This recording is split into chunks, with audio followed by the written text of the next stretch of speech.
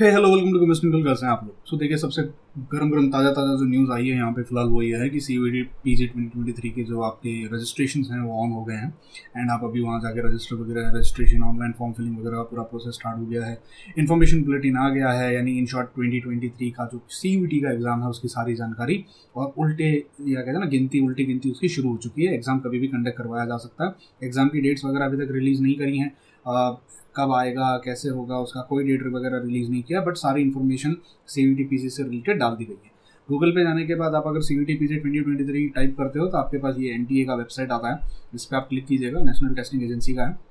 तो आपको यहाँ पे आ जाते हो, इस पेज पे लैंड करते हो। यहाँ पे आपको अगर देखोगे पब्लिक नोटिस है, उन्होंने पब्लिक नोटिस यहाँ पे जाहिर कर दिया है। तो आप इस पर अगर क्लिक कर लो तो आप यहाँ आ जाते हो, जहाँ पे उन्होंने सारी इन्फॉर्मेशन दे दी है कि आपका CUET PG 2023 का जो एग्ज़ाम है उसका ऑनलाइन सबमिशन स्टार्ट हो गया है। 20 तारीख से ये स्टार्ट हो रहा है और 19 अप्रैल तक रहेगा। ये तारीख याद रखना, बहुत बच्चे जो हैं वो भूल जाते हैं और लास्ट डेट तक जाके फॉर्म फिलिंग का प्रोसेस वो स्टार्ट करते हैं।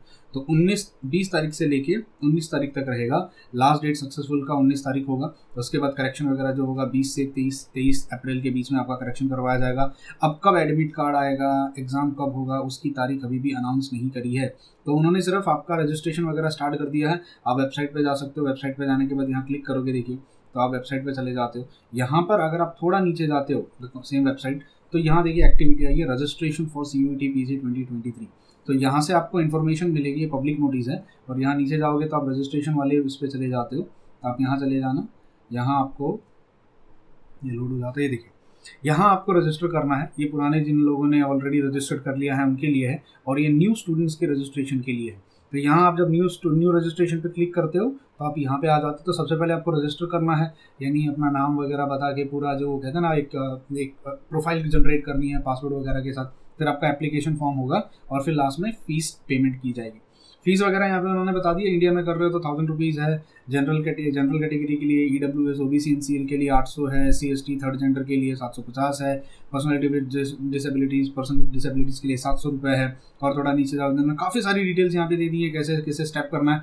सबसे इम्पॉर्टेंट चीज़ जो है वो है, जो बहुत बच्चे मिस्टेक करते हैं, वो है फ़ोटो अपलोड करने में और आपका जो सिग्नेचर वगैरह अपलोड करने में। तो भाई करते समय ना याद रखना JPG फॉर्मेट में करना है। 10 KB से 20 KB 200 KB के बीच में क्लियर इमेज होनी चाहिए। आपका जो सिग्नेचर होता है वो 4 KB से 30 KB के बीच में होना चाहिए। ये सारी चीज़ें ज़रा ध्यान से रीड कर लेना। कुछ बच्चे होते हैं जो ऐसे ही फॉर्म भर देते हैं, फिर उनका फॉर्म या तो रिजेक्ट हो जाता है या करेक्शन में जाता है।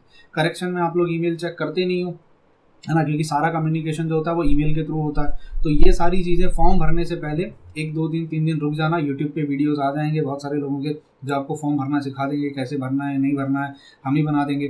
तो वो सारी चीज़ें देखने के बाद ही फॉर्म भरना स्टार्ट करना। जल्दबाजी मत करना, और फॉर्म भरते समय अकेले मत बैठना, किसी को अपने साथ लेके बैठना। कोई तो एक इंसान जो आपको फॉर्म भरते हुए देख रहा हो, ताकि आप कहीं अगर कुछ मिस्टेक करें। जब हम फॉर्म भरते हैं ना, बहुत सारी मिस्टेक्स हो जाती हैं, तो किसी थर्ड पर्सन को अपने साथ लेके बैठना, ताकि फॉर्म भरते समय आप उसको देख लो, वो आपको ऑब्जर्व करता रहे, कहीं मिस्टेक हो तो वो आपको बता दे। सो यहाँ पे जाने के बाद आप क्लिक करोगे, क्लिक टू प्रोसीड। तो यहाँ आपको सबसे पहले रजिस्ट्रेशन करना है। आपका नाम, गार्जियन का नाम, मदर का नाम, date of birth, gender, nationality, permanent address, pin code वगैरह वगैरह सब कुछ। फ़ोन नंबर और ईमेल आईडी वही देना जो चालू है, जो एक्टिवेटेड है, और मोबाइल में रिचार्ज करवा लेना, ठीक है। मैसेजेस आते हैं, बहुत बच्चे हमें बात में मुझे कहते हैं, सर हमको तो मैसेज ही नहीं आया, फिर पता चलता उन्होंने रिचार्ज नहीं करवा रखा था। ईमेल आईडी का पासवर्ड मत भूल जाना। तो सारी चीज़ें थोड़ा ना होश हवास में भरना। परमानेंट एड्रेस वगैरह यहाँ भर लेना। चूज़ पासवर्ड अच्छा खासा रखना। सिक्योरिटी पिन डाल के यहाँ पे आगे सबमिट करके फिर आप अपना यहाँ पे एप्लीकेशन फॉर्म की तरफ चले जाते हो। अब मैं इस पर नहीं जाना चाहता, एप्लीकेशन फॉर्म कैसे भरते हैं, क्या भरते हैं, वो मैं अलग बाद में अगर ज़रूरत पड़ी तो बता दूंगा आपको वीडियोस में। जो मेन चीज़ है वो है इन्फॉर्मेशन ब्राउचर के अंदर मेन चीज़ें इस बार 2023 के PG की CUET PG की क्या खासियत है। सबसे बड़ी खासियत तो वही है कि कौन से यूनिवर्सिटी यहाँ पे पार्टिसिपेट कर रहे हैं। देखो यहाँ पे आप इस PDF को डाउनलोड करोगे, मैंने टेलीग्राम ग्रुप पे भी डाल दी है, सारी इन्फॉर्मेशन यहाँ पे दे दी गई है। Same CBT computer based test होगा, किस तरीके से शिफ्ट 1 शिफ्ट 2 होगी, 1 10 बजे से 12, 3 से 5 2 घंटे का पेपर होने वाला है, ठीक है। ये सारी इंपॉर्टेंट चीज़ें हैं जो आपको याद रखनी है। मैं हाईलाइट करते हुए चलता हूँ, आई होप आपको ये दिख रही होंगी, ठीक है। तो ये 2 घंटे का पेपर होगा, 10 से 12, 3 से 5 के बीच में होगा। ये भी देख लेना, बहुत सारे बच्चे हैं और शिफ्ट भूल जाते हैं, अपने एडमिट कार्ड पे बाद में देख लेना जब आएगी तब, ठीक है। सिलेबस वगैरह अगर आपको चेक करना होगा तो उन्होंने वेबसाइट वगैरह में दे दिया है। अब आते हैं मेन चीज़ों पे, मैंने हाईलाइट करके रखी हुई है। ये देखिए, आपकी फ़ोटोग्राफ वगैरह स्कैन किससे करनी है, कैसे करनी है, इस पर आ जाना। ये थोड़ा ध्यान से, ये बहुत कुछ इसमें लिखा हुआ है, आपको हर एक चीज़ रीड नहीं करनी है, मेन चीज़ों के बारे में आप रीड कर लेना। सबसे मेन इंपॉर्टेंट है क्वेश्चन पेपर का पैटर्न क्या होगा। अब देखो, आप अगर केमिस्ट्री के स्टूडेंट हो तो आपका केमिस्ट्री का पेपर कोड होगा साइंस क्वेश्चन पेपर SCQP, और यहाँ पे हो जाएगा 08। ये हमारा केमिस्ट्री का कोड है। तो इस पूरे ब्राउचर में जहाँ पर भी SCQP 08 दिखेगा मतलब वो आपके केमिस्ट्री के बच्चों के लिए है। तो यहाँ पर अगर आप देखो SCQP 01 से लेके SCQP 30, ये मतलब हमारा ये वाला पेपर पैटर्न होने वाला है। अब पेपर पैटर्न मतलब हमारे पास 100 MCQs आएंगे, 25 MCQ जो होंगे वो कंसिस्ट करेंगे Hindi, English language comprehension, verbal ability, general awareness, mathematical quantitative ability and analytical skill, मतलब इसको हम कहते हैं पार्ट ए एप्टीट्यूड। अब देखो भाई, यहाँ एक बहुत इंपॉर्टेंट बात है, बहुत बच्चों को मैं बता दूं, सिर्फ जनरल मैथमेटिक्स से क्वेश्चन नहीं आएंगे, इवन इंग्लिश या हिंदी के लैंग्वेज के कॉम्प्रिहेंसिव क्वेश्चन भी आएंगे जो आप लोगों ने 11वीं 12वीं में दिए होंगे। वहाँ पे वर्बल एबिलिटी, जनरल अवेयरनेस यानी जनरल नॉलेज के क्वेश्चन भी होंगे। मैंने 2022 के पेपर का एनालिसिस करके बताया था। Mathematical and qualitative ability and analytical skill, यहाँ पे मैथमेटिकल क्वेश्चंस होंगे जो थोड़े बहुत, जो जिसको हम जनरल एप्टीट्यूड कहते थे पहले। तो ये जो 25 क्वेश्चंस होंगे, ये आप ऐसे समझ लो कि ये 100 मार्क्स का होगा, ये 100 मार्क्स के क्वेश्चन होंगे। 100 मार्क्स आपको यहाँ से मिलने वाले हैं, और 75 क्वेश्चन डोमेन नॉलेज क्वेश्चन होंगे, नहीं सिर्फ केमिस्ट्री के होंगे, और 300 मार्क्स आपको मिलेंगे केमिस्ट्री से। कुल मिला के 400 मार्क्स का पेपर होगा। ये याद रखना बहुत है, आपको सिर्फ केमिस्ट्री ही नहीं पढ़ना है, उसके साथ साथ ये 100 मार्क्स भी बहुत इंपॉर्टेंट है, ठीक है। ये आपका पेपर कोड होगा, याद रखना, ठीक है। इसी पे मेरे को डाउट था, मैं बहुत दिन से स्केप्टिकल था कि आप जनरल अवेयरनेस रखेंगे नहीं रखेंगे, क्या है क्या नहीं है। तो हमारा जो क्रैश कोर्स चल रहा है उसमें हम मैथमेटिकल क्वालिटेटिव एबिलिटी वगैरह ये तो हम पढ़ा देंगे, पर ये लैंग्वेज ये सब पढ़ाना, ये एक्चुअली आप जो बचपन से भी तो थोड़ा बहुत पढ़ते आए हो, ये उस पर ऊपर बेस्ड है। आपको लैंग्वेज एक पैराग्राफ दिया होगा, उसमें से एक क्वेश्चन पूछे जाएंगे, आपको रीड करना है और उसके आंसर फ्रेम करने हैं, ठीक है। तो ये है आपका पेपर पैटर्न जो इंपॉर्टेंट था। 4 मार्क्स का एक क्वेश्चन होगा, नेगेटिव मार्किंग -1 सबको है, यानी कोई भी क्वेश्चन अटेम्प्ट करने से पहले सोच समझ के करना। ऐसा नहीं है कि क्वेश्चन इसमें -1 है, इसमें -2, सब में -1 है, ठीक है। इसके बाद पेमेंट वगैरह कैसे करनी है, एज लिमिट क्या है, ये सारी इंपॉर्टेंट चीज़ें आप बाद में रीड करते बैठो। आपका रिजर्वेशन वगैरह फंडा सेम है, सब कुछ सेम है जैसे होता है यूजुअली हर कॉम्पिटिटिव एग्जाम में, ठीक है। अब मेरे लिए जो इंपॉर्टेंट चीज़ मैं आप लोगों के साथ डिस्कस करना चाहता हूँ, जो मुझे करनी है, वो है कौन सी यूनिवर्सिटी पार्टिसिपेट कर रही हैं एंड किस यूनिवर्सिटी। देखो ये सब इन्होंने यहाँ पे ना, आपकी OBC NCL सर्टिफिकेट कैसी होनी चाहिए, आपका declaration candidate in general certificate, ये सब कुछ इन्होंने यहाँ दे दिया। बहुत बच्चे होते हैं जो इनकम सर्टिफिकेट के लिए रोते हैं, तो उन्होंने एनेक्चर 1 यहाँ बना के दे दिया है, आप इसका प्रिंट निकाल सकते हो, पेज नंबर 27 पे ये। तो ये सब कुछ उन्होंने बताया हुआ है। थोड़ा इसलिए कह रहा हूँ 2-3 दिन आराम से बैठ के देख लेना, अच्छे से बैठ के समझ लेना, उसके बाद फॉर्म भरना, जल्दबाजी मत करना यहाँ पे, ठीक है। इसके बाद आते हैं मेन आपका कौन सी यूनिवर्सिटीज़ हैं जो पार्टिसिपेट कर रही हैं, लिस्ट ऑफ एग्जाम। अच्छा, एग्जामिनेशन सिटीज़, क्या आपकी सिटी है एग्जामिनेशन सेंटर के आसपास, वो भी जरा यहाँ पे लिस्ट दी हुई है उन्होंने, आंध्र प्रदेश से लेके किस किस स्टेट में कौन सी सिटी है जहाँ पे कॉम्पिटिटिव एग्जाम भी कंडक्ट करवाया जाएगा। आप अकॉर्डिंगली पहले अपनी सिटी भी चूज़ कर लेना फॉर्म फिल करते समय, क्योंकि आपको फॉर्म में भरना पड़ेगा आप कौन से सिटी में जाना चाहते हो, किस सिटी में आप जा रहे हो। उसके बाद देखिए यहाँ पे इन्होंने net banking, debit card, credit card वगैरह सब यहाँ पे इन्होंने दे दिया है। UPI से भी आप भर सकते हो, UPI में कोई चार्जेस नहीं है। जिसके पास GPay वगैरह है आजकल सब कर सकते हैं। इसके बाद में ईमेल IDs दी हुई है बहुत सारे बच्चों को, अगर प्रॉब्लम होती है तो यहाँ पे देखो इन्होंने SBI की हेल्पलाइन दी हुई है, कैनरा बैंक की दी हुई है, HDFC बैंक की दी हुई है, ठीक है। इसके बाद यहाँ पे उन्होंने सब कुछ एग्जैक्टली एक्सप्लेन किया है कि कैसे होगा, कैंडिडेट को लॉगिन कैसे करना है, वेलकम कैसे होगा। उसके बाद में आपके क्वेश्चंस में आप जब क्वेश्चंस सॉल्व करोगे तब आपको कैसे दिखेगा एग्जाम देते समय, ठीक है।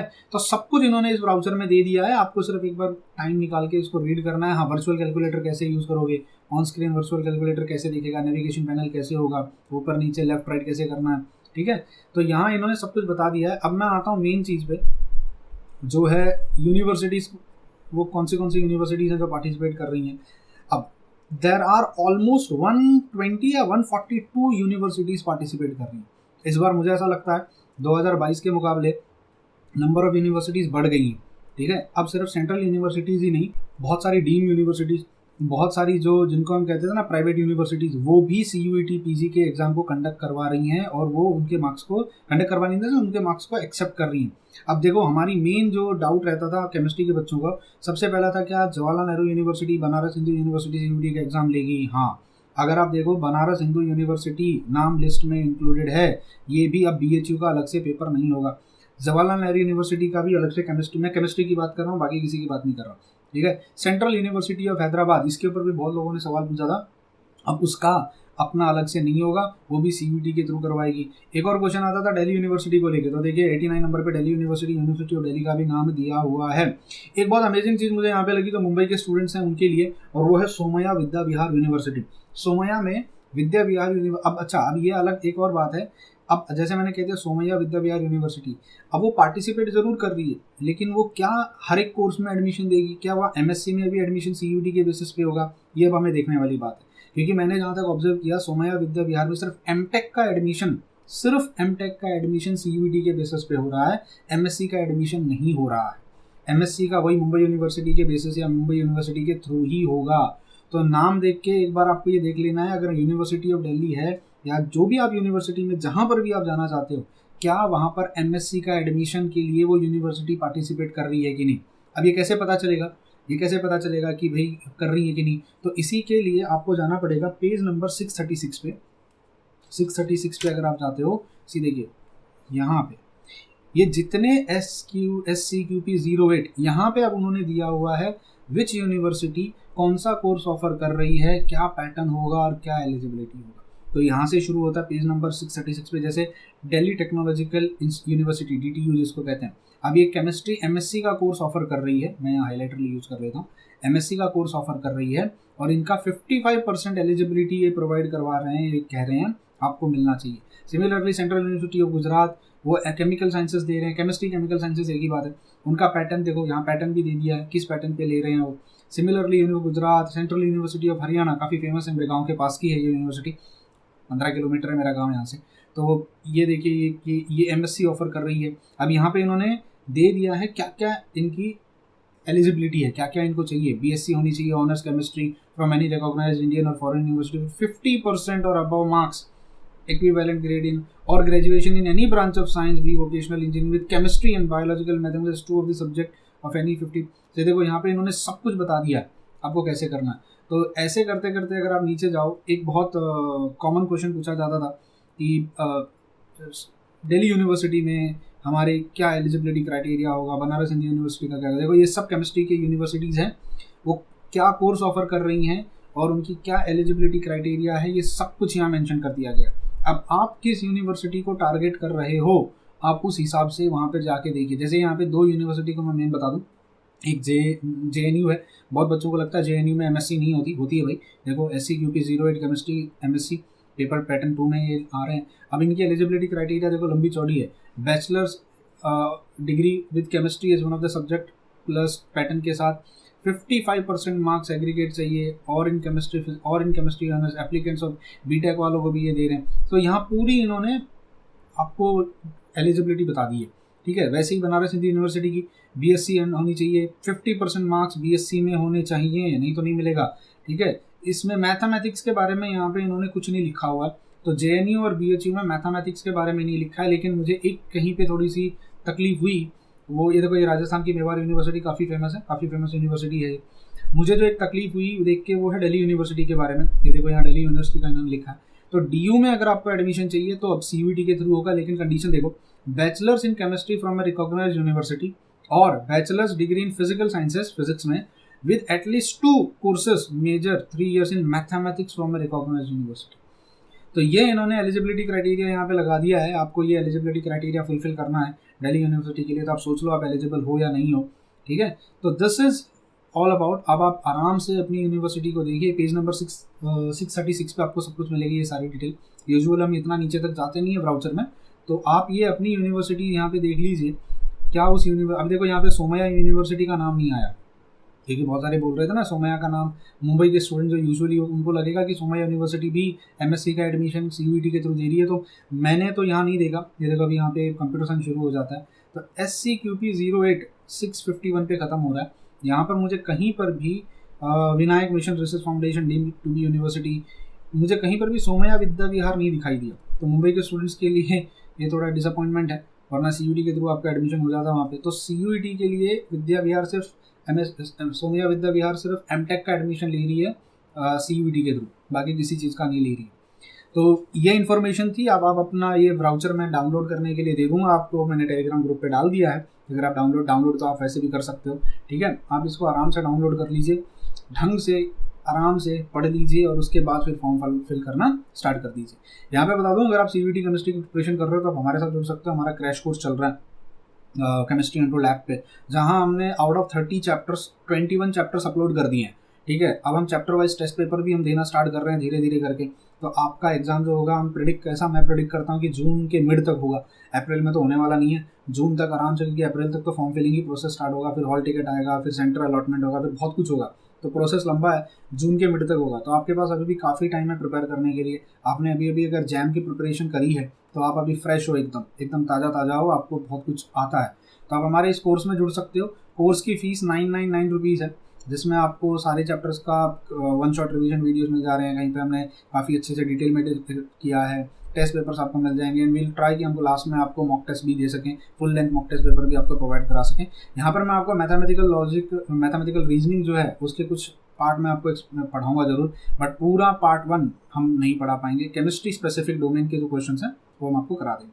आई होप ये वीडियो हेल्पफुल था। मिलते हैं अगले वीडियो में, तब तक bye bye, take care and God bless you.